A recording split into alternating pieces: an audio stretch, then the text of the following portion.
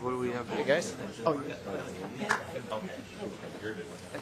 well, members, we have shared two joint hearings with Representative Wagenius' committee. This is the second of ours. She's holding some others that don't necessarily relate. This morning, of course, I'll be listening to speakers from the perspective of impact on infrastructure. I suspect particularly wastewater treatment. It's one of the things important to this committee. So we'll listen for application to those kinds of things.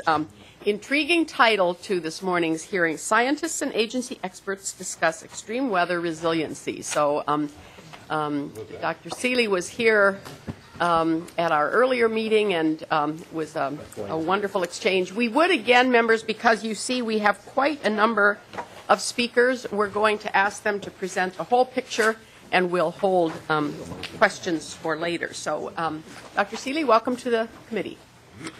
Thank you, Representative Hausman. It's a pleasure to be with you again today. And as a precursor to my remarks, I'd just like to say I've tried to tailor them a little bit differently than those from last Tuesday, where we had a general theme of climate change signals in the data and consequences we're observing in our state. I'm going to talk more specifically about extremes today. As context for today, I would just like to offer a word of thanks and perspective. This body that I'm with today is very much respected in my family. My great-great-grandfather, pictured here, Ira Seeley, was a member of the first Minnesota Territorial Legislature, as well as a member of the first state legislature. And as family genealogist, I have studied his life, and also been privy to read about the history of his work with the legislature. And it's been my perception as sort of a reader of Minnesota history that scientific knowledge, though important, it's also important to share in the context of our shared values. And so I would like to keep that frame of mind as we go through this morning, and acknowledge what's going on in our state in terms of extremes. Dr. Seeley, we can see the resemblance. My wife thinks he was more handsome than I am, but the three parameters we acknowledge, and not just myself, but the regional climate group here in the North Central region, that we widely acknowledge are changing significantly and pass most rigorous statistical tests for their significance, are the temperatures, the water vapor in the atmosphere, and the variability change in our precipitation. I talked about those last Tuesday here, but I want to restate those again, because quite frankly, they all have implications on severe weather.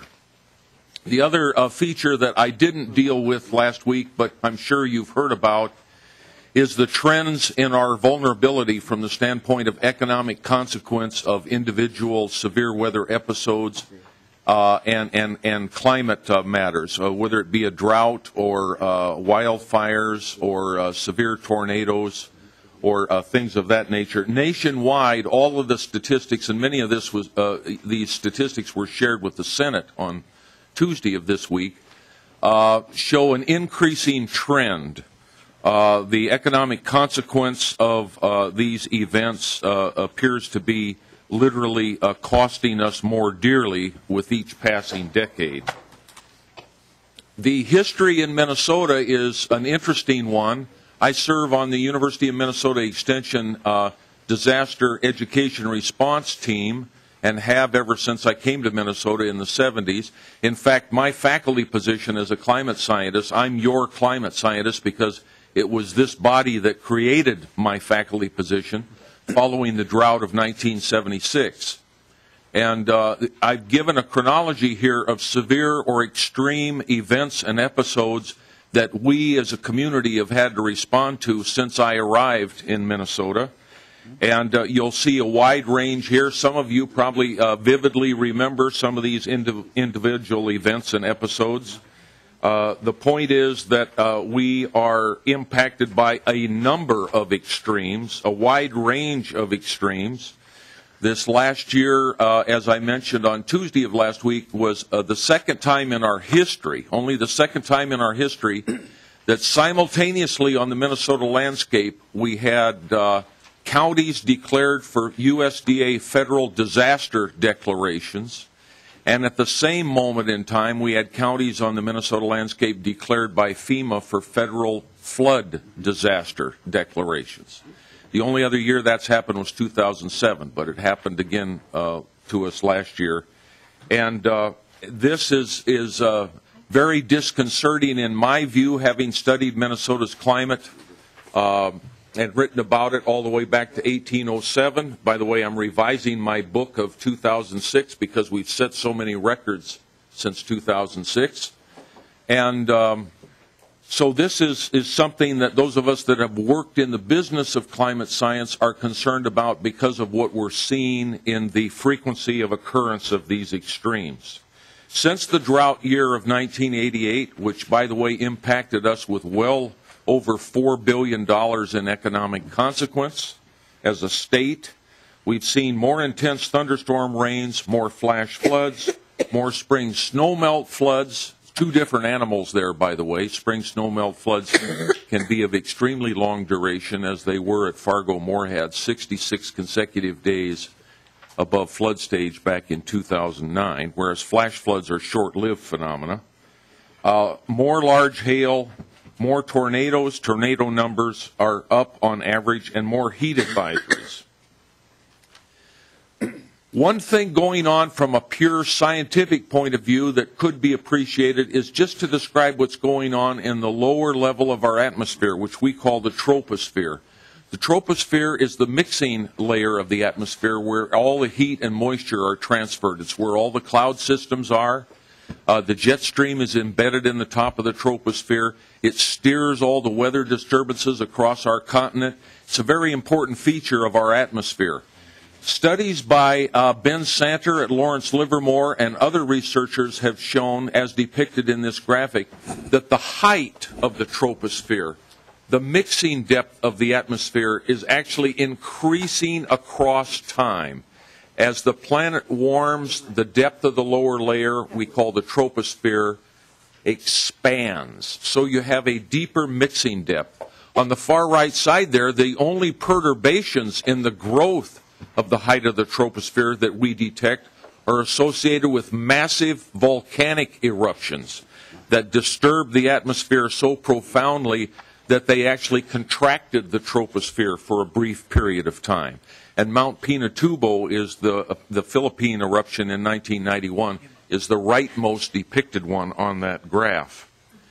What happens in the context of that is as you increase the mixing volume of the atmosphere, you increase the potential for convection, for thunderstorm convection to occur, because it has a larger volume to operate in. Cloud tops can grow higher. Updrafts, downdrafts can be longer in length, and you can have more severe storms. In 2010, we led the nation in tornadoes with 113 tornadoes in our Minnesota landscape, roughly 45 to 47 degrees north latitude. The first time in U.S. history that we have produced on our landscape more annual tornadoes than any other state. And depicted on the map here, we had 48 in one day. June 17th of 2010, we had 48 tornadoes across the state. Believe me, our weather service was extremely busy that day. The other feature that is evidence of the growing height of the troposphere is what's going on in our neighbor to the north, Canada. In Manitoba, depicted on the upper right of this graphic, is the first ever EF5 tornado detected in the nation of Canada. And it was Ely, Manitoba, back on June 22nd, 2007, associated with cloud tops that went to 54,000 feet. Not seen previously in the Canadian atmosphere. And then in the lower right, Churchill, Manitoba, again up at the shores of Hudson Bay, 59 degrees north latitude, again with more enhanced convection because of the deeper atmosphere. They experienced a 4-inch, their first ever measured 4-inch thunderstorm rain on August 24th, 2010. So the premise here is that as the troposphere grows in volume, it will become more capable of delivering severe convective weather, even at high latitude positions. There's a precipitation depiction, which I showed earlier, that shows how wet the state has become on average, with many years of recent decades exceeding the 75th percentile, and of course our wettest year in history being 2010. Our background normals have increased, as I showed earlier, site by site. If you tap our state database, you will find that the quantity shifts in our precipitation have ranged anywhere from 10% upward to as much as 30% upward in terms of our average annual precipitation amounts. But in the climate sciences, we pay more attention than just the quantity shifts. We pay attention to character shifts, type of precipitation, liquid versus frozen. And we're getting more liquid precipitation in the November through March period than we once did. Less frozen, more liquid. The intensity of that precipitation, how much we get per hour or per 30 minutes or what have you. The frequency, the actual number of events we measure in any one year. The seasonality shifts, we're getting some of our most intense rainfall events falling later on the calendar. Once upon a time, they almost always occurred in the months of May, June, July. Now we're getting them in August, September, and October. And then the relationships to landscapes. So there's a lot of things in the climate business we have to pay attention to, not just the quantity shifts. Our National Oceanic Atmospheric Administration researchers tell us that the fractional contribution of thunderstorms has increased over the Great Lakes. That is, in their analysis, the more intense rainfalls are occurring in a manner that they represent a larger and larger fraction of our annual precipitation. That translates into higher spatial variability on the landscape, winners and losers, if you will. The disparity between those who get hit and those who don't grows. Also, it translates into amplified variation in our state's hydrologic features, lake levels, groundwater aquifers, stream volume flow, a number of other things. The depiction here of the St. Louis River in Carlton County simply shows that in the year 2012, they hit their all-time highest volumetric flow level ever measured, associated with the massive Duluth flash flood back in June. And then by fall, by the autumn season of 2012, they were near their all-time low, an expression of a 90-fold difference in the volume flow on the St. Louis River. And that's but one example of the variation on a Minnesota watershed. The historic drought frequency is changing. We've had severe to extreme drought 8 consecutive summers now in Minnesota since 2005, appearing somewhere on the landscape. So that drought has had to be dealt with in that manner somewhere in Minnesota every summer for 8 consecutive years. And we're quite concerned about this coming year in 2013 because we have 55 counties that carried over in severe drought from last year. Dr. Seeley, some who missed the first one when you explained how is it you go from flood to drought, maybe just a word about that. I was looking at upcoming slides, and I don't see you addressing that. You talked about that in your first presentation.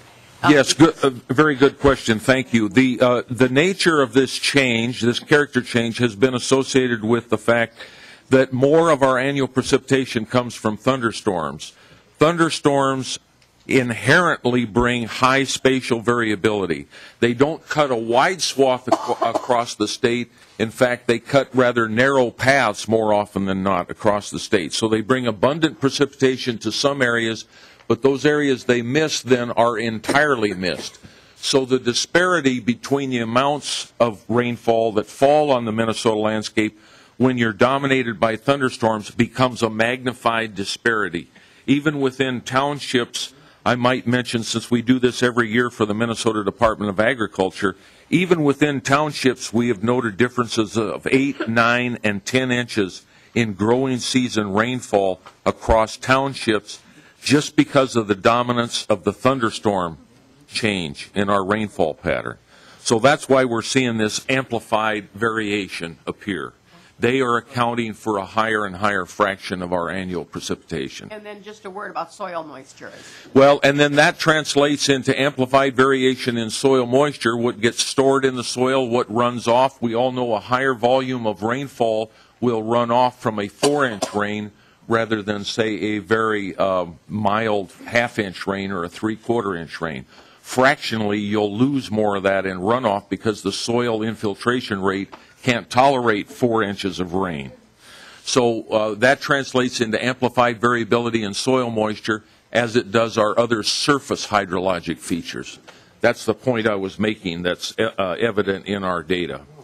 As a result of the thunderstorm character, we've been hit by a number of very damaging flash floods in recent summers. The frequency of dealing with this has increased in my professional experience here in Minnesota, which is 35 years, and we're seeing that play out in a variety of ways in terms of damage to our infrastructure.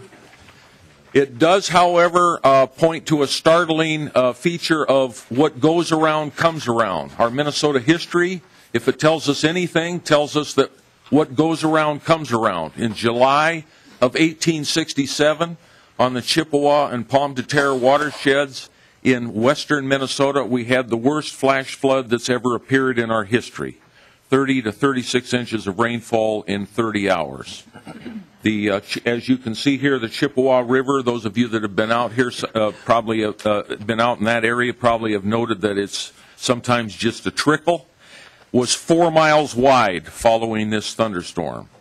The one and only measured rise of 12 feet on the upper Mississippi was associated with this thunderstorm. This thunderstorm approximates the hydrologic maximum 24-hour rainfall for the state of Minnesota, which is calculated at about 35 inches. So Mother Nature is capable of delivering more intensity than we have experienced in our lifetime. The upward trend in temperature I've already talked about, but the last point I'd like to make is the upward trend in dew point is driving a more frequent issuance of heat advisories and heat warnings. In our lifetime, we've seen many summers where the National Weather Service has had to put out a heat warning or heat advisory because of these high dew points. I think I've mentioned to you back in July of 2011, we were the hottest point on Earth with a heat index of 134 degrees at Moorhead, Minnesota. And in our experience here in Minnesota, almost all of our recent heat waves have been driven by dew point, not air temperature. We've had tropical-like air masses move this far north on the North American continent, settle over Minnesota, and inflate the heat index to intolerable levels, which has had health implications. All of those underlined years were years that impacted the livestock industry in this state. We actually had loss in the poultry industry that was substantial, and we also had some loss in our dairy herds in terms of aborted pregnancies and health issues with our dairy cows. So lastly, in terms of setting the table for further discussion this morning, the amplified variability of our surface water is evident in both the low and high flows. Both types of floods, spring snowmelt floods and flash floods, we are having to cope with more frequently as a community. Increased frequency of drought in evidence as well with agricultural, fire weather, and hydrologic implications. Impacts of increased frequency of magnitude associated with insured losses and infrastructure damages. Increased frequency of heat advisories and excessive heat warnings associated with our health care system has implications for that, as well as certainly our livestock producers. And our need to explore adaptation and mitigation strategies that make us more resilient and incentivize citizens to do so is a very pertinent and important matter to deal with for those of us that are studying our state's climate history. And those conclude my remarks, Representative Hausman. If I understand we're going to have questions towards the end of the session. Is that correct? Just to check, are you staying to the end? Yes. Okay. We would have just a few minutes, I think, because we're still within your time frame. So maybe we'll just, if there is, I think all of the other presentations are a bit shorter. So, yes. Excuse me. Thank you, Madam Chair. Dr. Seeley, listening this morning to the radio, Salt Lake City, I believe, was having an issue with inversions. It's an ongoing problem there. Do we have any similar situations here in Minnesota? I don't have the answer for that, Representative Torkelson. The fact of the matter is there is a perception that we're having more air quality spells where air quality is detrimental to our health, but I haven't studied that personally, and I don't know what the trends are here. Certainly, that needs to be looked at. I wasn't prepared to talk about air quality matters when I came this morning, so I don't have any data. As you know, I'm kind of a data person. If I don't have data to fall back on, I'm not going to usually comment about anything. So I really don't know if there's a relationship going on like that, a distinct trend in our state, but it would be well worth looking at. And Representative Torkelson, Representative Wagenius has more information. Our next hearing for our committee, we are going to be looking at air quality issues. So that will be our next Tuesday meeting. And this would be a good question for there. Any further questions for Dr. Seeley? Thank you very much. And then we're inviting David Thornton forward. I think it looks like you're on the agenda twice. You're giving us a brief introduction, and then you'll return later for perhaps more extended comments. Welcome to the committee. Identify yourself for the record. Thank you very much, Madam Chair. My name is David Thornton. I'm Assistant Commissioner at the Minnesota Pollution Control Agency, and I will be starting off giving you an introduction to how state agencies are beginning to respond to this information that you just heard today and also last week about how the climate in the state is changing and how it affects the way that we need to manage our programs at the agencies. Okay.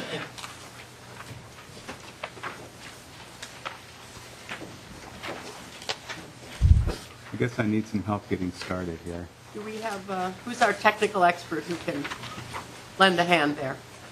There we go. All right. So as I said, I'm going to give you a brief introduction, and then we have some specific presentations from the Department of Natural Resources, Department of Health, Department of Agriculture, and then I'll come back and talk a little bit about the programs at the Pollution Control Agency, and then I'll briefly summarize some of the other agencies, and then we'll have an opportunity to talk about next steps and answer some questions. So you've already heard that the climate here is changing in a number of different ways.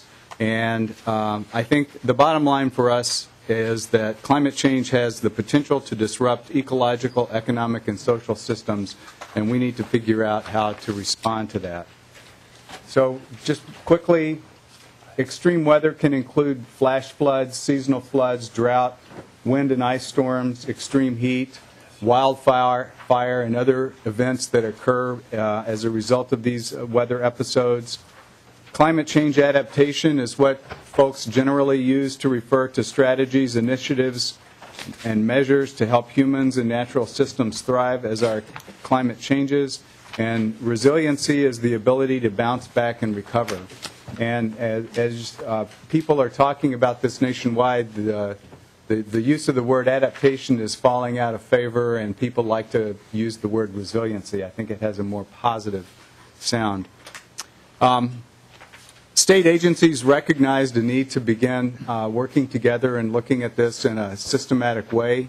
Back in 2009, we formed an interagency climate adaptation team that included representatives from agriculture, commerce, health, natural resources, pollution control, public safety, and transportation. This was an effort that was self-initiated by the agencies. We've since added the Board of Water and Soil Resources and the Metropolitan Council just within the last year.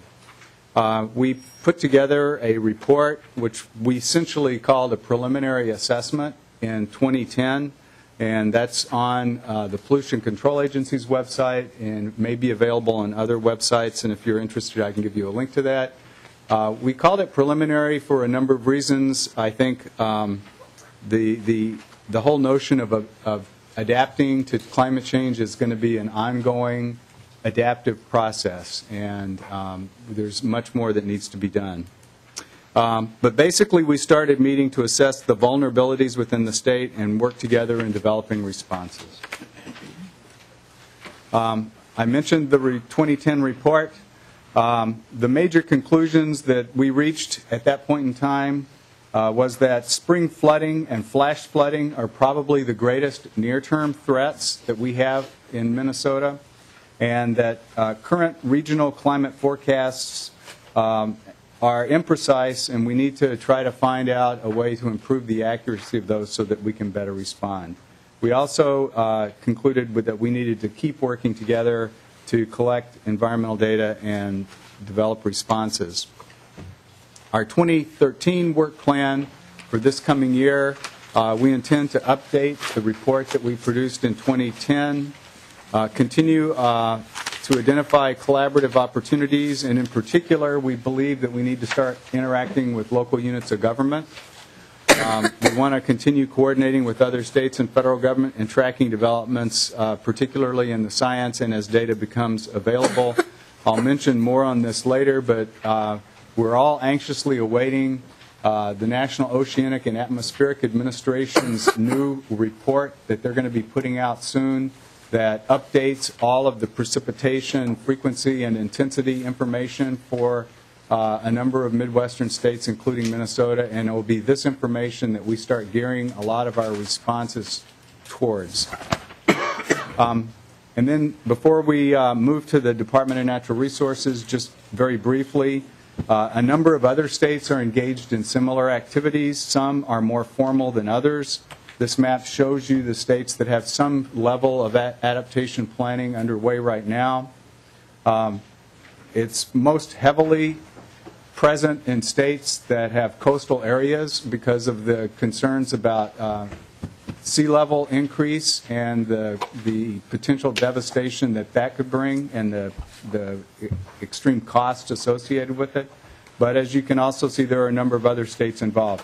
Some had legislation that required some level of risk assessment, including, in some cases, the creation of blue ribbon panels.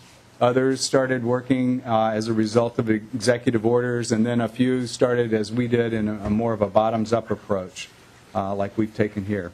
But as I said, adaptation plans are always in progress and adapting.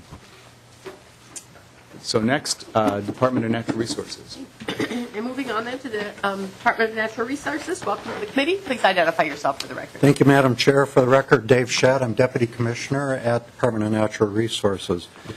You know, the challenges we face in managing natural resources in the face of changing climate and some of these extreme weather events is probably the most daunting challenge that we've ever faced, in large part because of the uncertainty here, not so much in terms of how climate is changing. I think, as Dr. Seeley said, we are getting a much more certain feel for how our climate is changing and how weather events are happening here in the state. But I think the uncertainty comes with how our natural resources, these natural systems, respond to some of these changes and what we might do as natural resource managers to respond to some of those changes. We really are facing some uncharted territory here, and all of us are learning together as we try to deal with these challenges.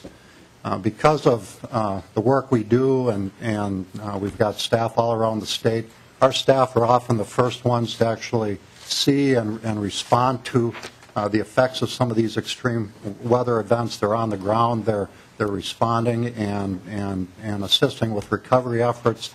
Also, as a result of a lot of our monitoring programs, we are actually the first to observe and actually see some of the long-term changes that are occurring with natural resources as a result of the more gradual changes in climate. So what I thought I'd do today is give a brief overview with a few case examples or case studies to illustrate how we're preparing for some of these changes, how we're trying to better understand what's happening out on the landscape and how we might respond to some of these extreme weather events. First of all, there's a lot of information floating around out there, both in terms of changing climate, but also in terms of how we might manage natural resources with a changing climate. And so we thought it was important to kind of pull all that information together in a concise way for our staff. And we did develop a report last year called Climate Change and Renewable Energy Management Foundations. It has a real nice assessment of the climate science, especially as it relates to natural resource management, what we think might be happening as far as impacts to natural resources, and some of the management options that we might want to consider in the face of some of these changes. We work with not only our own staff, but also some of the academic institutions, experts from other agencies and other states in compiling this, and it's a really nice, concise document. I encourage you to take a look at it. We've got a few copies here, and also it's available at that web link there at the top of the slide if you'd like to go out on our website and take a look at it.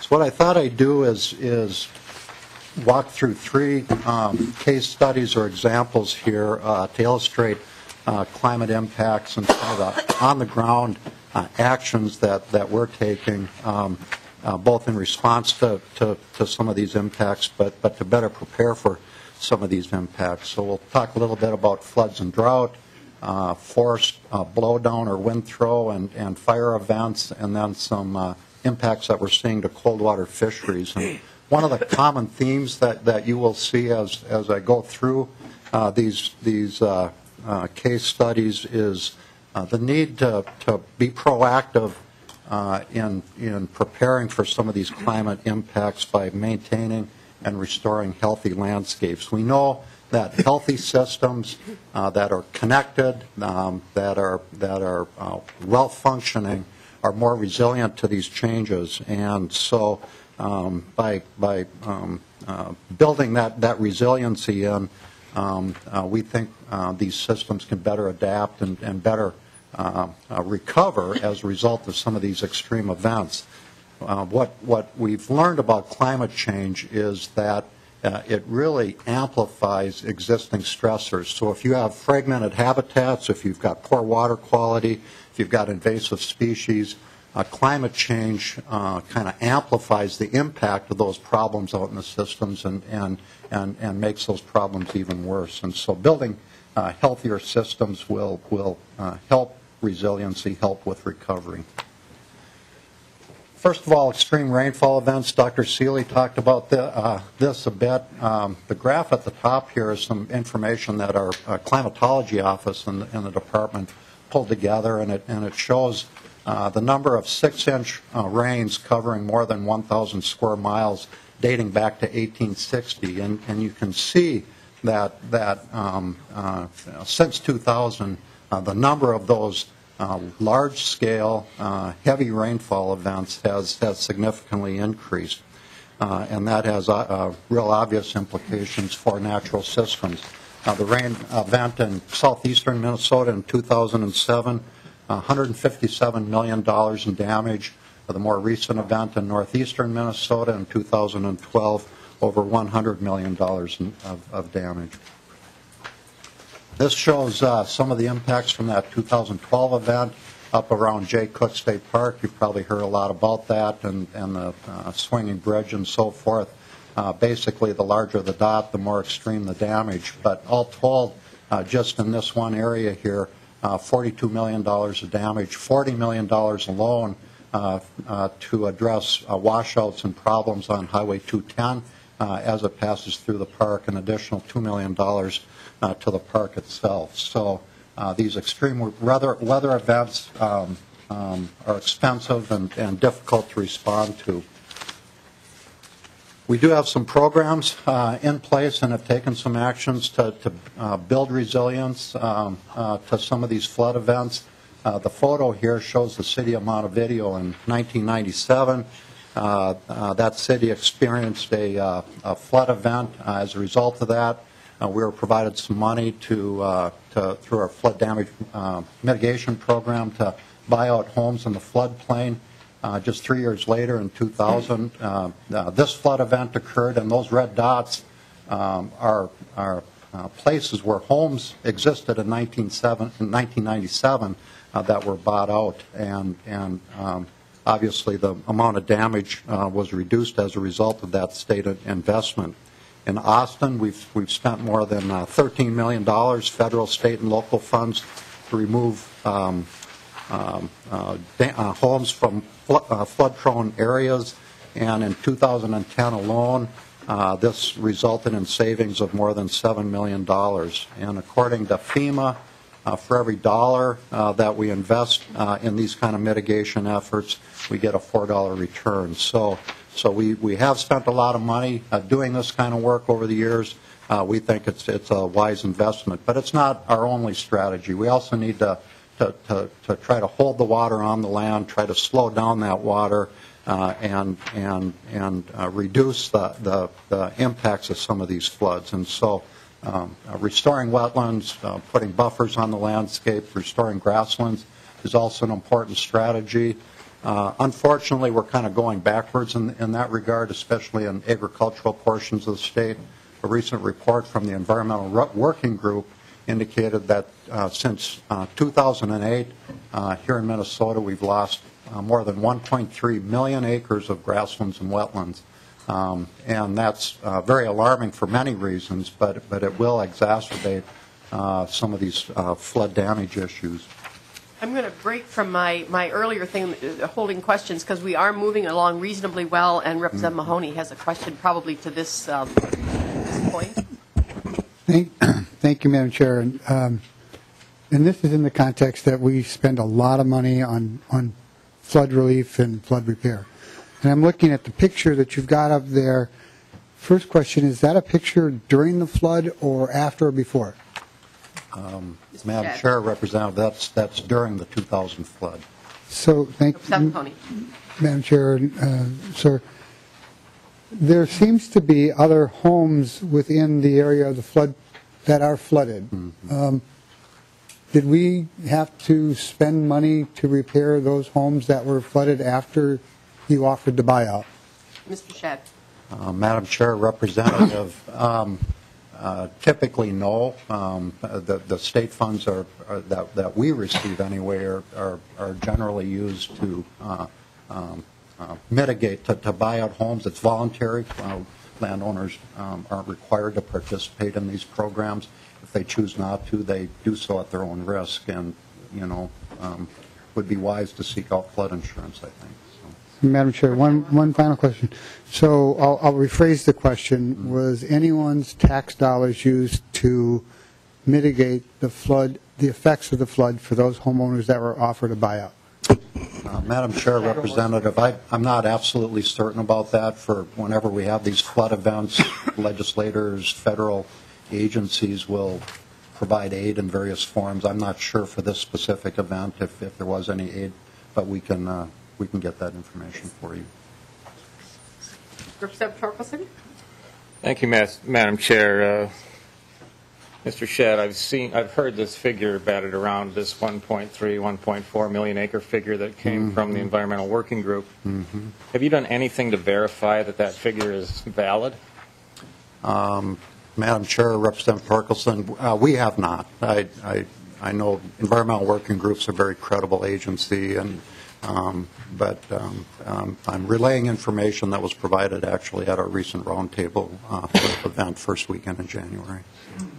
Representative Torkelson. Thank you, Madam Chair. I would argue that Environmental Working Group is not credible, and this figure is inaccurate. Madam Chair, Representative Torkelson, it may be, but we are seeing some real changes out in the agricultural landscape, especially with Conservation Reserve Program lands, with the strong markets for corn and soybeans and so forth. It's very, very challenging for a lot of farmers to continue to participate in conservation programs looking at just economic realities here. And so we have seen a lot of loss of CRP lands out on the landscape, and I think everybody that's involved with conservation is predicting that we're going to see hundreds of thousands of acres continue to be lost out. Representative Torkelson, I think we're going to perhaps work on getting some better figures. You've raised that issue, and so it's something we'll put on the agenda. And then one more, Representative Fabian, and then we'll have to have you finish. Thank you, Madam Chair. Mr. Shad, you mentioned that you think that it's important to hold water on the land. In my district in 2002, obviously we had a flood event up there in Roseau County and in areas to the east in Representative Erickson's district. Currently, we are working to develop a new plan for the LUP lands in the Beltrami Island State Forest, which is the headwaters for the Roseau River and also the Warroad River. I'm disappointed in that there has been, I'll say, resistance within the agency to holding water on the land on those LUP lands. And I hope that in light of your testimony here today that we use that area to do some retention areas. The Red River Water Management Board has a goal for all of the different watershed districts within the Red River Basin to hold back 20% of the peak flow. About 30% of the land in my district is owned by the state of Minnesota. It's important to me that the state agency does their share of holding back the 20%, and I know we have made some gains in that area. I appreciate that, but this LUP project and the proposal is very, very critical in my district. The LUP plan, as it's designed, simply requires the approval of the commissioner and U.S. Fish and Wildlife to do that. To the best of my knowledge, there's not much other oversight in that process. I hope that we can continue to have discussions about that. Thank you. Okay, Mr. Shad, you've got a number of slides yet, so we won't interrupt you again. Okay.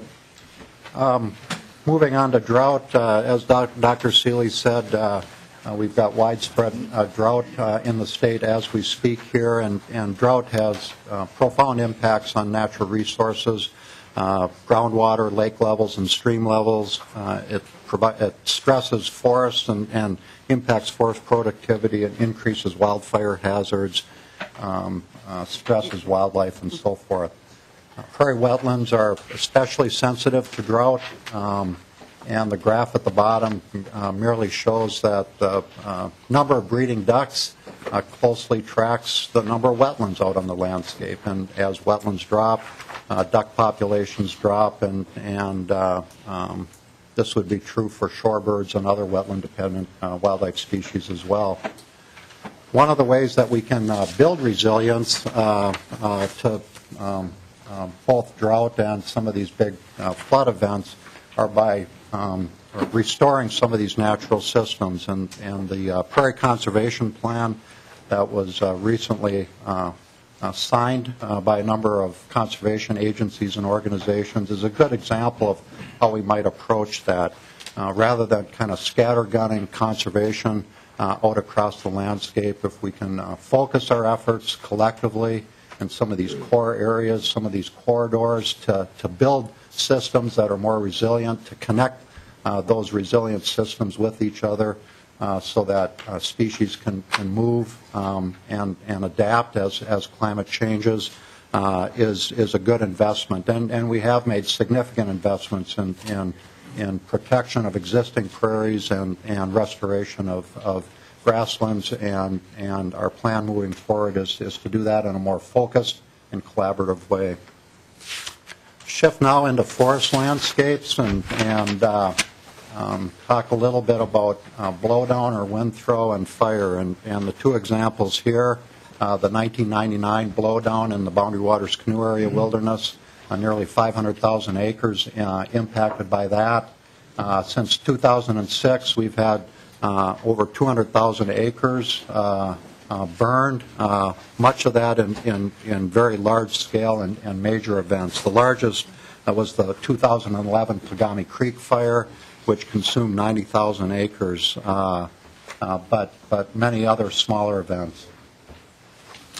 A specific example of blowdown occurred up near St. Croix State Park in early July of 2011, and a lot of us in DNR remember this because it happened right in the middle of the state government shutdown in 2011.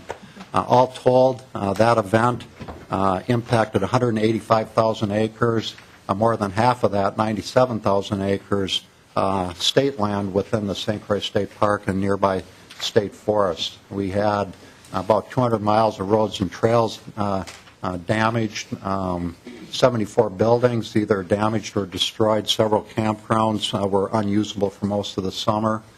And unfortunately, this followed two smaller events in 2005 and 2008 in this same area, blowdown events. And so as our staff were working very hard to just kind of recover from trying to manage the effects of those two earlier events, they got kind of overwhelmed with this next really big one.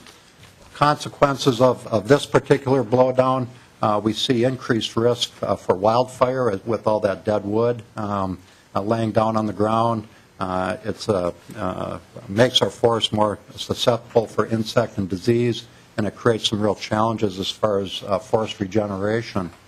In this one single event, we offered for sale 262,000 cords for salvage. And just to put that into context, our total harvest of wood from all state lands across the state annually is about 800,000 cords. So just from this one event, that represented about a third of our annual state timber harvest from state lands. Because we had to sell that timber at a discount because of the difficulty in getting it and harvesting that timber, we estimate we lost more than $4 million in revenue. But it was important that we get in and salvage that timber.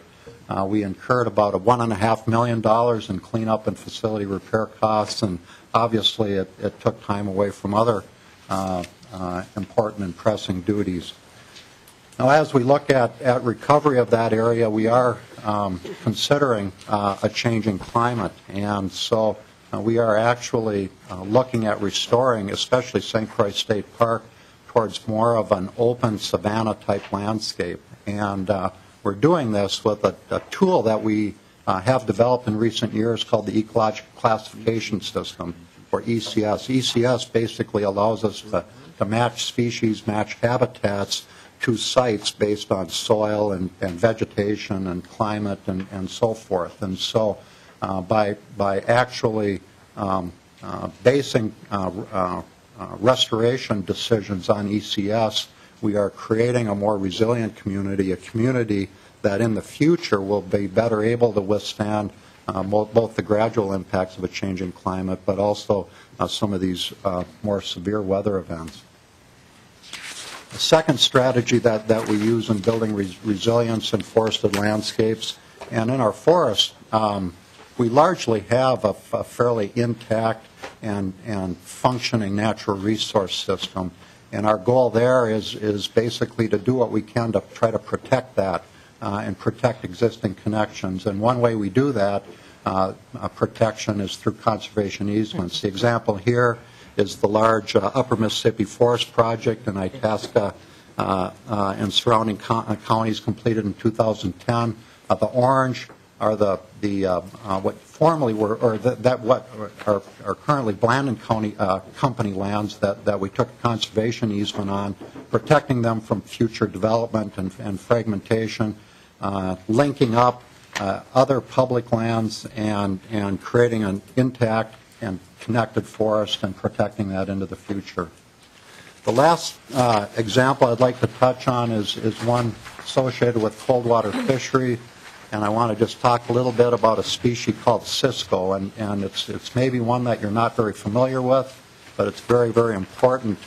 This is a cold water species. It exists where we've got good water quality and cold water, and we are seeing significant declines. In fact, a 42% decline in Cisco populations since 1970, and we have seen Cisco disappear completely from some of our warmer and shallower lakes. Cisco are an important part of the food web within a lot of these lake systems. They're an important prey fish for some of our larger species, and so we are taking some extra steps to monitor status of Cisco. We have identified a series of lakes that we believe, even with a warmer climate, will continue to provide habitat for Cisco. And we are developing plans working with public landowners to make sure that the watersheds for these really key lakes, these refuge lakes for Cisco, are protected. We can maintain good water quality and hopefully ensure survival of Cisco, even with a warmer climate, even in the face of some of these more extreme weather events. So to conclude, our strategy to build resilience here with these natural systems, our fundamental strategy is really to increase the size, connectivity, and quality of our forests, our prairies and grasslands, and our wetlands, create more healthy lands out there. Second, we need to strengthen, redesign, and relocate some of our infrastructure using new science and new approaches, dikes and dams, for example, but also wetlands and so forth. And then finally, we need to work together, especially when it comes to monitoring. We really need to understand what is happening out on the landscape, how these systems are responding, and how some of our management efforts are kind of offsetting the impacts of some of these extreme weather events and changing climate. So with that, I will turn it over to Linda Bremer from the Department of Health. Thank you. Welcome to the committee. Thank you. Please identify yourself for the record. Madam Chair, members of the committee, I'm Linda Brummer. I'm the Division Director of Environmental Health at the Minnesota Department of Health. And so you've heard Dr. Seeley's climatological data, you've heard some ecological data, and so I'd like to talk about the population effects of climate change. And not give the DNR's talk again. Okay. So this is our logic model that we look at from the public health perspective. In the first area, you see increased temperature, increased humidity, extreme precipitation. Those are the observed climate changes. Then we look at the likely events that you've heard. Extreme heat, air pollutants, ozone, longer growing season, severe storms, changes in environment habitat, flooding, drought, wildfire.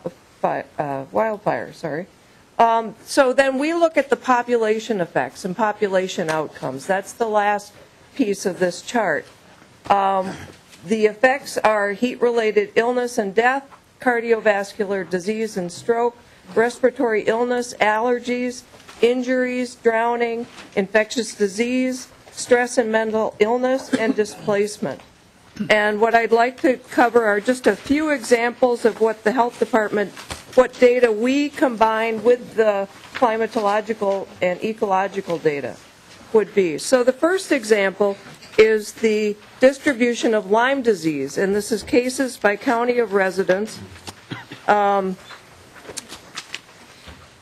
We know tick-borne disease outbreaks risk can be impacted by the abundance and distribution of ticks, the percentage of ticks that are infected with disease agents, the abundance and distribution of animals that carry ticks, the presence of suitable habitat for ticks, and people's behaviors that bring them into contact with infected ticks. Say it's too hot in your house and you want to take a walk in a nice field. And you might be doing that more frequently than if you had air conditioning and didn't want to go outside. So what we're looking at here is the change, basically, the incidence rate from our Division of Infectious Disease, looking at how it's expanded just in 14, 15 years. And an anecdotal story about that is when I started at the health department in the year 2000, we only gave our field inspectors in Fergus Falls and Bemidji, they had Lyme disease safety training, tuck your pants in your socks and make sure you're all covered up. That was about 2000. And so look at the zone in the year 2000 and look where it is now. One of the things I have to point out, one of the limitations of health data is we can tell you what happened. Sometimes we're about 2 years behind because we collect the data after things have happened and make recommendations based on that. So Minnesota's health department's tick-borne disease monitoring system is able to detect an increase in number of people contracting Lyme disease and the change in the geographic distribution of high-risk areas. MDH has developed prevention strategies, including educational messages for the public on when and where they're at risk and how to protect themselves from tick-borne diseases. However, we don't know how fast Lyme disease or other tick-borne diseases will spread and how much of the spread is related to climate change. We also do not have adequate resources to perform field studies for new or emerging diseases that may be carried by ticks. This requires collecting tick samples throughout the states and testing them for diseases. You might have seen pictures of this collection. It's literally people walking through fields with nets, seeing what insects they can gather, and then examining what they collected. So the main points of this are Lyme disease and other tick-borne disease cases are increasing and are being reported.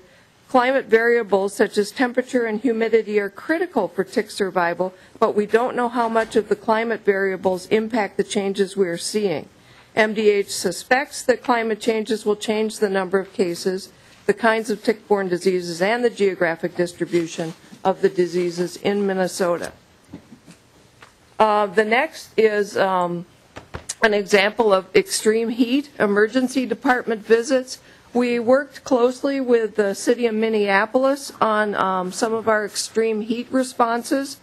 This chart shows the age-adjusted rate of emergency department visits due to heat with average summer temperatures. Higher summer temperatures correlated with higher numbers of people who visited emergency departments for heat-related illnesses. For 2001, over 1,000 people visited emergency departments due to heat. And the reason this is age-adjusted is so that it drops out your normal group of people who, like older people who would come to the emergency room. So this is trying to weed out exactly which visits to the emergency room are connected with the heat. In July 2012, that was the second warmest July on record in the Twin Cities. On July 4th, the temperature hit 101 degrees with a dew point of 77 degrees. Temperatures continued to stay in the upper 90s and 100s for several days, reaching a record high of 102 on July 6th. The Minneapolis Department of Health responded to the extreme heat by implementing their Heat Annex Plan. Many cities and counties in Minnesota do not have a heat response plan, but we have created a toolkit, and we are working with locals to get them better set to respond to these extreme heat events. The health department provided information on open public sites people could visit to cool off, ensured that the radio and TV provided tips on how to stay cool, including messages on checking, you might remember this, checking your older neighbors, people who live alone to make sure they were okay, and contacted their email and phone networks of community-based organizations that work with individuals who are more susceptible to heat. The Minneapolis Health Department used maps that, in cooperation, that the health department staff put together to target where vulnerable groups might be living with little or no air conditioning. And those maps are available on our website, and then we share the Excel spreadsheets with the locals if they want to do more detailed planning. That's, I believe, the next slide. Nope, sorry. No, that one's in a handout, I'm sorry, that you might have. It's a GIS map that shows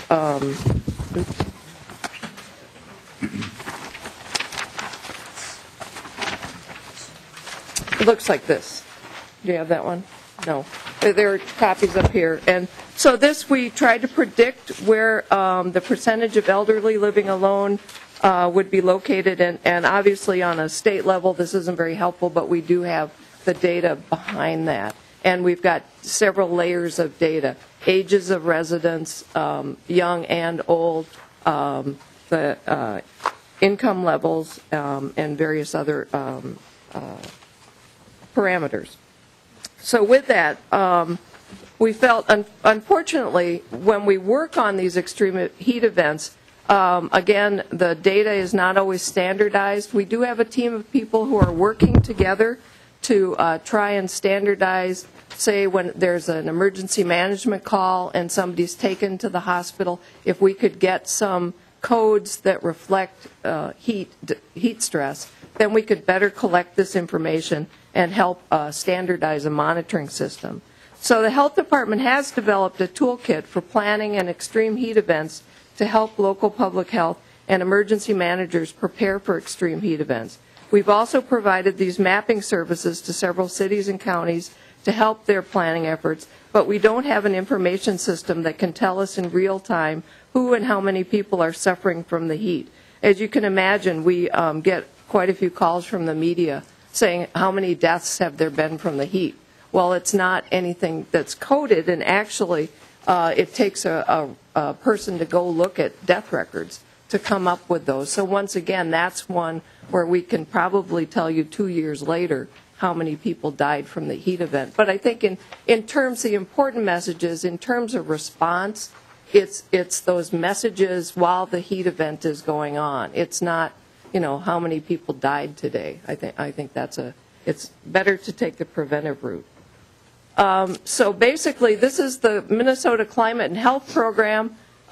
This slide makes it seem like it's much grander than it actually is. It's been funded by the Centers for Disease Control on a 3-year grant. And we're coming this August will be the end of our grant from the CDC. We do intend to apply. It's been a planning grant. So we've put together, under education, we've put together training modules that locals can use, and we've been working more closely with local public health. All of this stuff is available on our website, and we do intend to apply to the Centers for Disease Control for implementation funding in the next stage. And with that, I will pass it off to Greta Gauthier from the Department of Agriculture. The next 3 slides from the Department of Agriculture. Welcome to the committee. Please identify yourself for the record.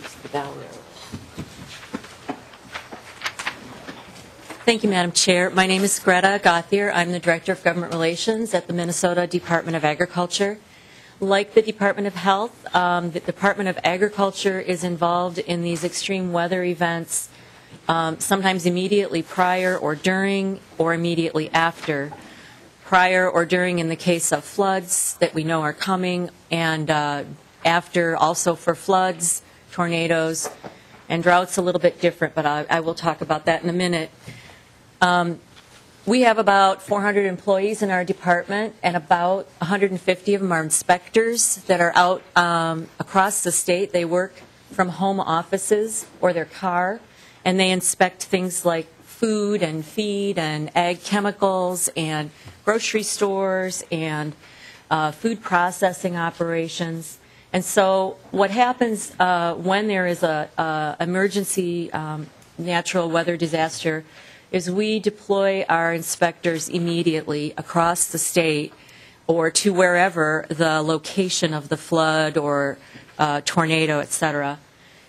So these are some of the ways that our inspectors are able to assist in the very immediate situation. Grocery stores, we help them salvage and toss, make those decisions for food that's been damaged.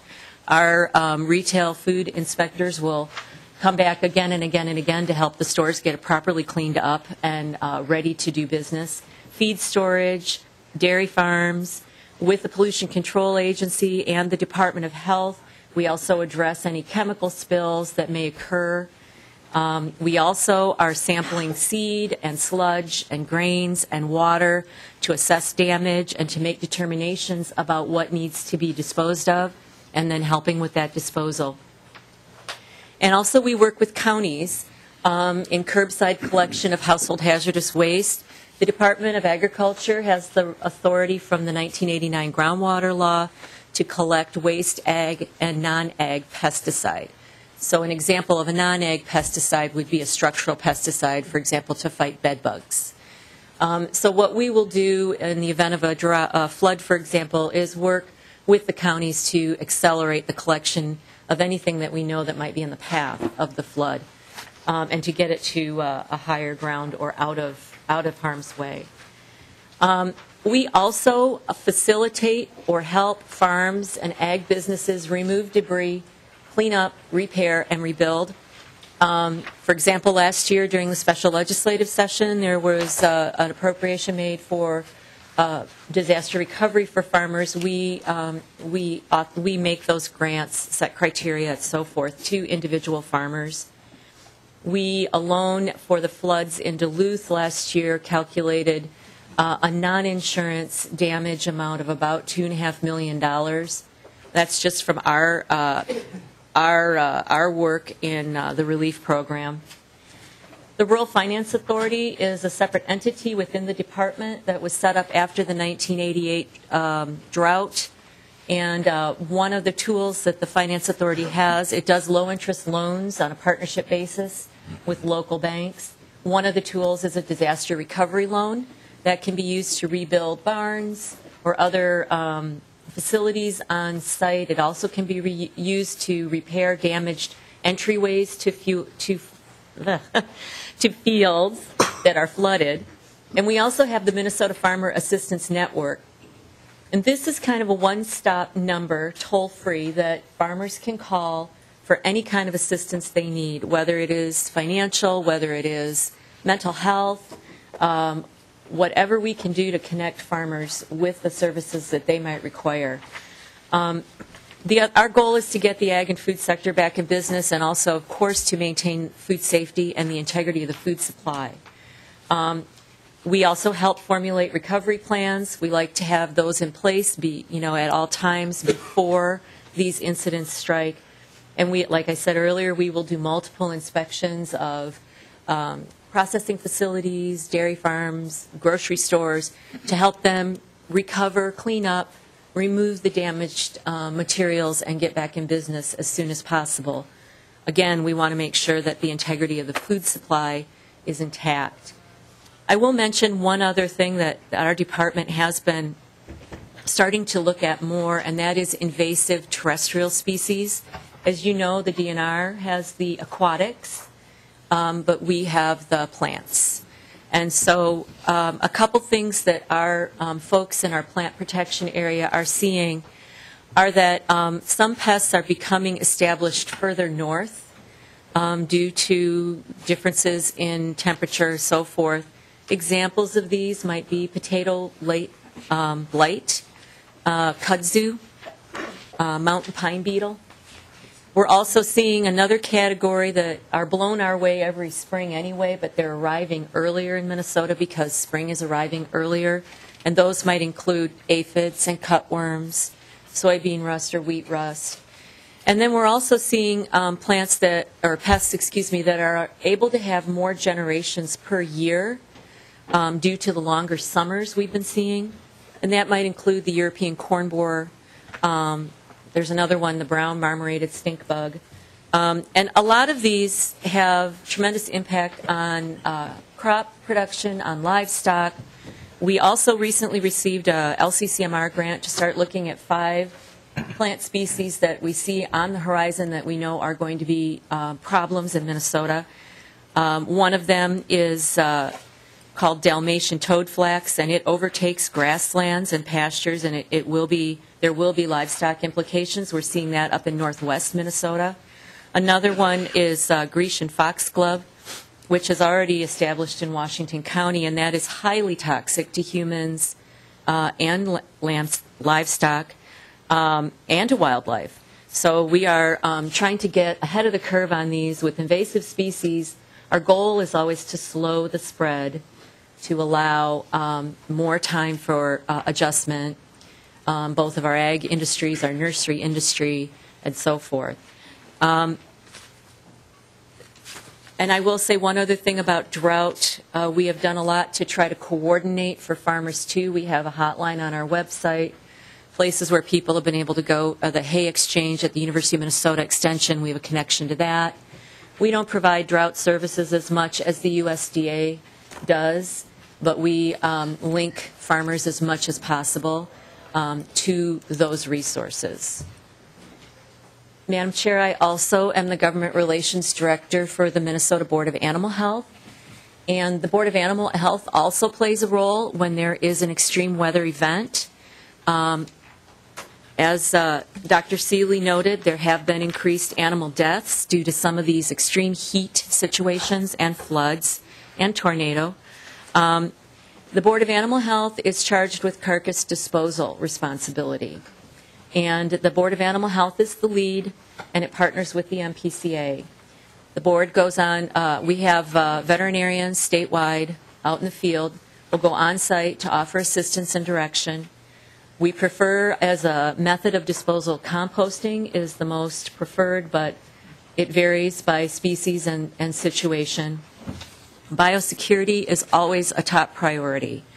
In the heat event of 2011, we did have hundreds of livestock perish in western Minnesota, so there were actions that had to be taken at that time in order to find a way to dispose of those carcasses. And by the time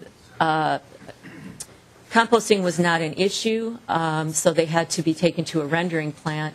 There are only 2 rendering plants in Minnesota, and at the time during that heat, extreme heat in the summer of 11, those plants were full up, so were all the plants in Iowa, and South Dakota doesn't have any rendering plants. We eventually hooked those producers up with a rendering plant in Wisconsin that was able to properly dispose of those carcasses. Education and outreach is a key effort on our part to make sure that livestock producers, animal agriculture farmers have an emergency response plan in place so that they know what they need to do to compost and so forth.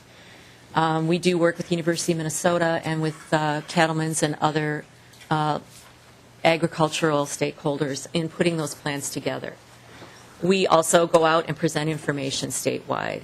So our response is not as much tied up with the science on the landscape as it is with dealing with the aftermath. Thank you. And we have one final speaker, and then we'll wrap up. We have a few members who have questions.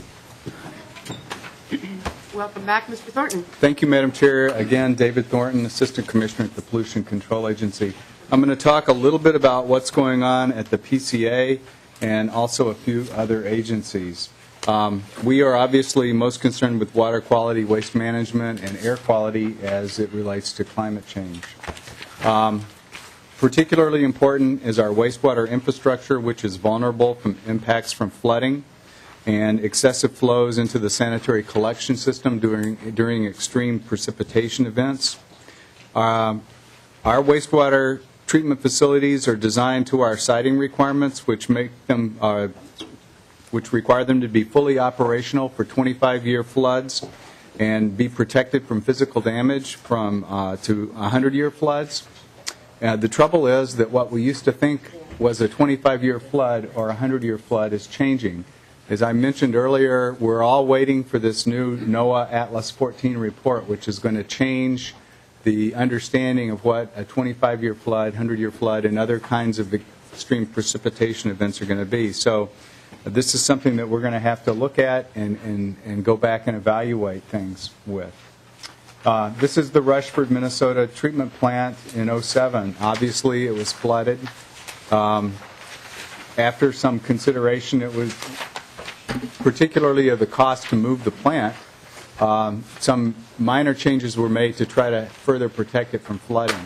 So one of the things that we're going to have to do is go back and evaluate the existing infrastructure and see where some of the most risky locations are and evaluate options for addressing additional flooding concerns in the future.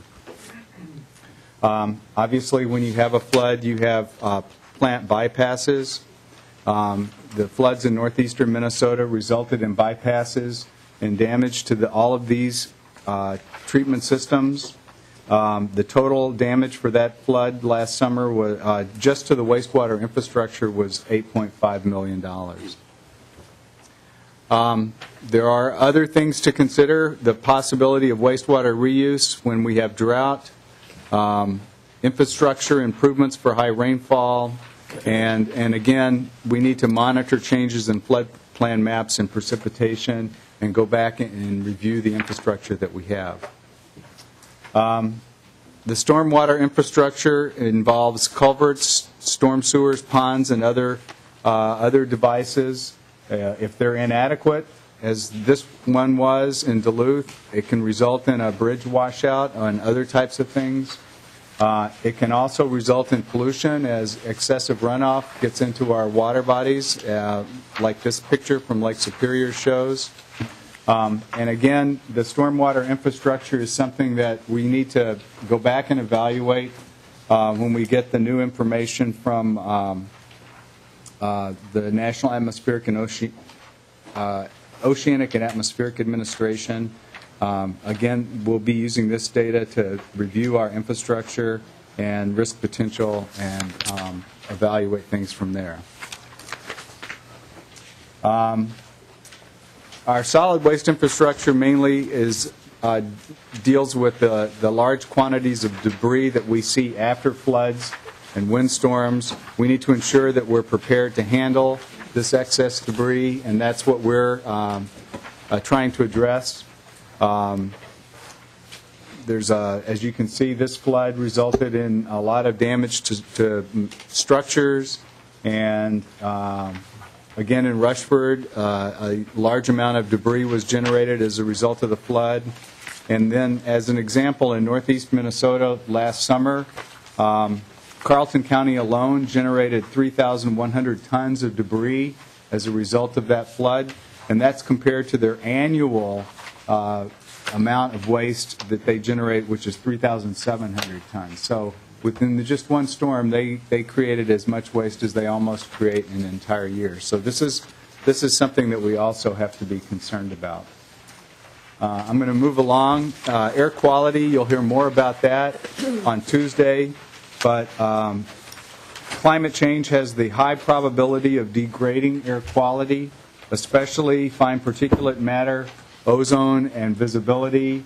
And some of the concerns that we have are increased federal regulation, the costs of increased federal regulation, public health impacts, and such. Briefly, I will talk about some of the things that other agencies are doing. There's a lot that could be discussed, and we're not going to have time to do that here today, but I wanted to give you some highlights. The Department of Transportation obviously has a lot of infrastructure out there in the state, and there's the potential for some vulnerability. They have some bond money that they're using to fund projects to ensure sustainability of flood-prone highways. They've recently applied to FHWA for a pilot project to assess transportation infrastructure and vulnerability. And as all of us are, they're waiting for NOAA to update hydrographs. They're developing some flood-tolerant and drought-tolerant seed mixtures, adapting stormwater design, and researching natural flocculants. And this is just an example of some drought-tolerant sod and seed mix. The green strip on the right is the drought tolerant, and the dead strip on the left, or excuse me, on the right side of the bicycle path is the normal seed mixture, which didn't make it. Department of Commerce, Division of Energy Resources, taking steps to improve the resiliency of our energy system and to improve performance and restoration of services after extreme events. It's one of the major activities that they have underway related to climate change. Their insurance division is engaging on how climate change is impacting the insurance market, and they have a response team to help with claims after events.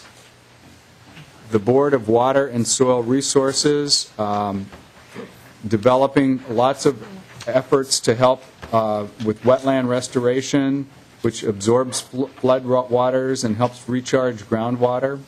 and a number of other activities that help keep water on the land. You've heard about that from a number of the speakers. This is an example of some of the kind of things that they've been doing, and this one is a success story.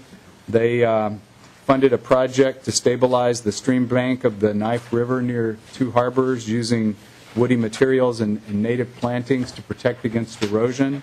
And the efforts were successful because when the flood last year occurred, there was very little damage to this stretch of the Knife River. So the efforts can be successful if we're able to make them. The Division of Homeland Security and Emergency Management, these are the boots on the ground first responders to emergencies.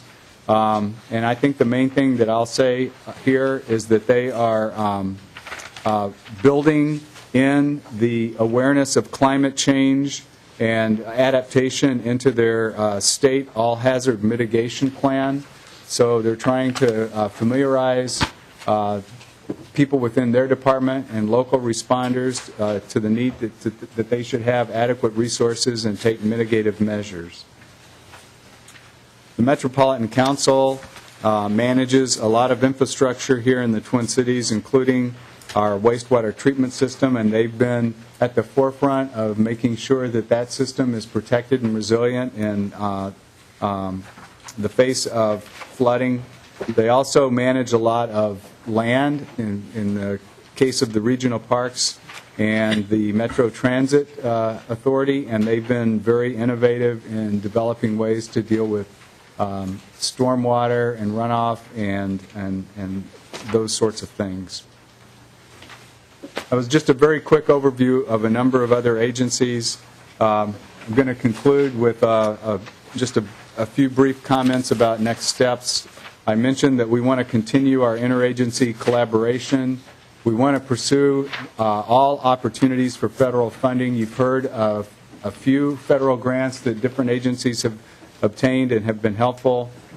We believe that we really need to start engaging more with local units of government and stakeholders and addressing the data gaps that we have. In particular, I've mentioned it once or several times. I'm going to mention it one more time. It's very crucial that we get this new NOAA information about precipitation so we can begin building that into our planning process. So as we move on, a lot of adapting to climate change is adapting the way that we do our existing businesses, operate our existing programs, and manage our resources to account for how the climate is changing. So a lot of it is on us to change the way that we're managing our business and state agencies. And we're beginning to do that, and we see this as an ongoing process. We have folks from all of the agencies mentioned here to help answer questions. And if we don't have time to get to your questions, please contact us individually, and we'd be more than happy to talk to you. Before I stop, I would like to acknowledge Paul Moss of our staff at the PCA, who helped coordinate this presentation and put all of the materials together. Thank you so much. Very helpful. I have a huge list of questions here, but just for members of capital investment, I would like to let you know that those of us on Environment, Ag, and Natural Resources Finance have held 2 hearings on groundwater. And one of the things that we're seeing is that the drought we're in is exposing some real vulnerabilities to the availability of water. So that's another response that we are going to have to concentrate on, and we will, and I expect we're going to have more times to share back and forth between these committees. But with that, I do have a list, and we'll try to go very fast because members respect that there's a long list. Representative Khan. Yes. One of the things that came up again and again, I think, has to deal with the issue of information management. And how is information management going and information coordination? For example, I think, Mr. Thornton, you mentioned the PCA website. Does that connect now to everyone else's website? And how specifically is the new arrangement with whether we're calling it OET or minute or whatever it's being called these days, working? Madam Chair, Representative Khan, that's a great question. I think that's something that we need to take up and discuss further with our interagency group. We're sharing a lot of the data that we're collecting at lower levels, but there hasn't been a whole lot of information that has gone out for average citizens, stakeholders, and local units of government. And that's one of the things that I think we need to focus on as we move ahead. Because I understood that some of the flood management in the last, I think it was in the last biennium, was really helped here because we were able to get out information about what was coming and what needed to be done. And I just want to know how we're proceeding in that way. And one other very quick one is Mr. Shad talked about the problems that occurred during the shutdown. How was that exacerbated by the fact that we were in shutdown mode, or was that because this was such an emergency? Did the shutdown just not exist for dealing with those problems? Madam Chair, very briefly, we were able to define that as an emergency, bring back staff that had been laid off, some chainsaw crews and that kind of thing for kind of immediate relief, rescuing people and so forth, and then brought back a few people to just start the initial planning. So it slowed our response down, that was for sure, because we basically didn't have anybody out on the ground when that storm hit. Thank you. Representative Molina? Thank you, Madam Chair. And I actually have a question for Representative Hausman or Representative Wagenius regarding, first of all, thanks to the presenters and thanks to the chairs for having this. This has been really informational and important, and I hope that we're able to come together with some solutions. Of course, to get to those solutions, we need to know the ultimate cause of some of these problems. And my question is more along the lines of, will we be having a hearing either in this committee or Representative Wagenius in your committee on some of the actual causes of climate change? And one specific thing that I'm really interested in finding out more data on is the impact that our global economy has on climate change. We, of course, import so many goods into our country, and we're often getting them from countries that have little to no environmental standards, and then, of course, all the emissions and pollutants that are involved in transporting them here to our country. So I'm wondering if we're going to be looking at that more, and if we're going to be hearing more on the actual causes of climate change. And just speaking for capital investment, Jenny Nash and I, as anything related to infrastructure, we've been sort of circling and making notes to each other to see what additional follow-up we might do. So maybe by our next meeting we'll have some sense of where we'll go with the hearing. Thanks for bringing that up. Representative John Ward. Thank you, Madam Chair. Chairs. And I agree with Representative Moline. This has really been an important and comprehensive but also concerning presentation. So thank you for having it. Members, if you'll refer back to page 14, I'll just make a real quick comment on page 14, and I know Representative Detmer will join me in this, I think. And Ms. Broomer, I'm going to ask you a question here in just a minute. But members, if you look at page 14, in the last and I'm talking about Lyme disease, in the last 14 years, 14 to 17 years, you can see the spread of Lyme disease in the state of Minnesota. And Ms. Broomer, these are reported cases of Lyme disease. Is that correct? Madam Chair, Representative Ward, yes, that's correct. And is it not true that there are far greater unreported cases of Lyme disease? Madam Chair, Representative Ward, yes, I would, yes. So members, they all don't get reported. And one final question. So based on this climate report today that we've heard, Ms. Broomer, would you then say that the spread of Lyme disease will continue in this kind of pattern?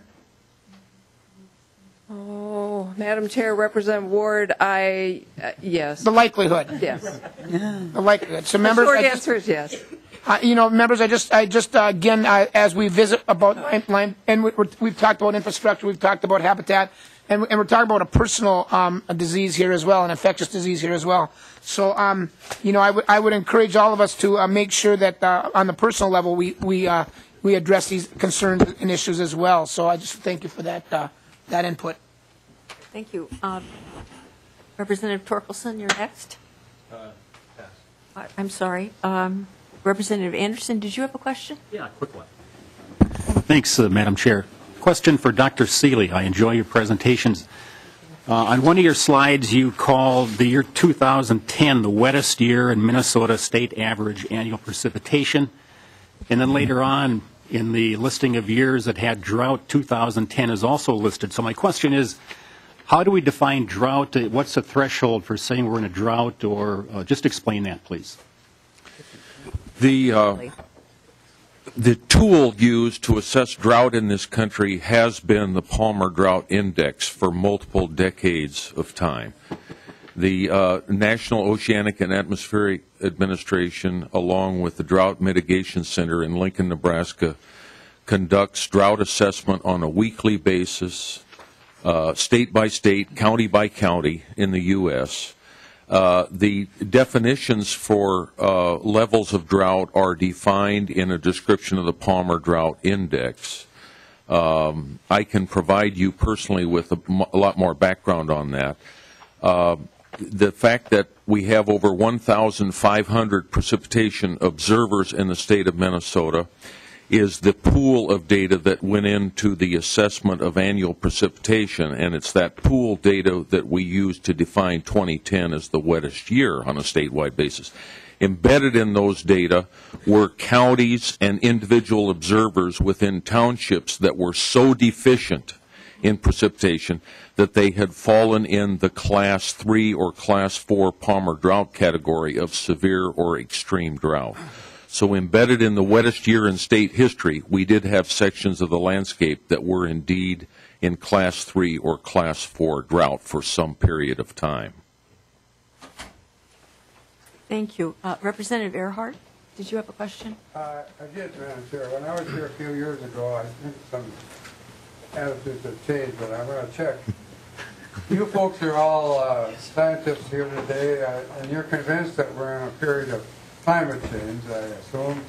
And secondly, would you also be convinced that global warming might be a part of what's happening here? Or we are in a period of global warming that might have something to do with climate change. Dr. Seeley, can you help us out there? Yes. To give credit to Representatives Hausman and Wagenius briefly, this goes back to an earlier question. When these hearings were formulated on what content and who professionally you were going to hear from, they had invited Dr. John Foley, the director of our Institute on the Environment, who is probably among our University of Minnesota faculty, perhaps the most knowledgeable person to address your question, and he was unfortunately ill and could not come. In his stead, I would say that as a member of the climate science community for 4 decades, the answer is emphatically yes, that the climate of planet Earth is changing. It's changing in significant ways. It's not changing uniformly. You can still find areas on the Earth landscape where it's hard to find the signal of climate change. However, in many, many areas, it is very significant. The human fingerprint, by all the recent research, is embedded in these signal changes. We don't yet have it all sorted out, and we can't be completely precise about it, but we do know that the manner in which we've altered the Earth's landscape by manipulation and the manner in which we've altered the Earth's composition of its atmosphere have, in fact, driven some of this climate change. That's widely acknowledged. I think well over 90% of the science community accepts that. Thank you. Thank you. We have one last question from Representative Clark. Thank you, Madam Chair. I think this probably comes under the category of data gap. I didn't hear, and I was listening for it, any description of disproportionate impact of these changes, whether they're human or agency-wide or infrastructure, on low-income communities and communities of color. We usually call that an issue of an environmental justice or injustice, and I guess I'm looking for that, and I'm hoping all the presenters will start to think about that more in the future, because I think there's maps that could be drawn that would show us some of those impacts that I didn't see or hear about today. Thank you. I think that's more of a comment than a question. And yes, Dr. Seeley. I'd just like to pass along, it is somewhat relevant to that question. I'd like to pass along information to this committee that, in addition to the committee, the multi-agency committee that David Thornton represents in terms of looking at climate adaptation and resilience for our state as a whole, we have a broader scoped committee on climate adaptation partnerships that later this year will be hosting a conference at the Science Museum here in downtown St. Paul on climate adaptation practitioners. We are going to be looking at a broader scope of practicing climate adaptation and resilience across a wide range of communities and a wide range of disciplines. And we hope to start something of a public nature where we can share that each year and give case by case, example by example, across a wide range of communities as to how this is successfully being approached. I think the committee ought to be aware that we're moving in that direction. Thank you. I appreciate that. I think we are going to be having similar conversations, and to the extent we can join up, that would be great. I hear proposals from members where we are going to tighten up our buildings to make them more comfortable in this climate change with lots more insulation. That same insulation is going to have us use less energy and reduce the climate change gases. So we're going to be looking for win-wins as much as we can, where we can both prevent and adapt. So with that, members, I totally appreciate your coming, and many thanks to the folks who worked hard for the presentation. With that, we're adjourned.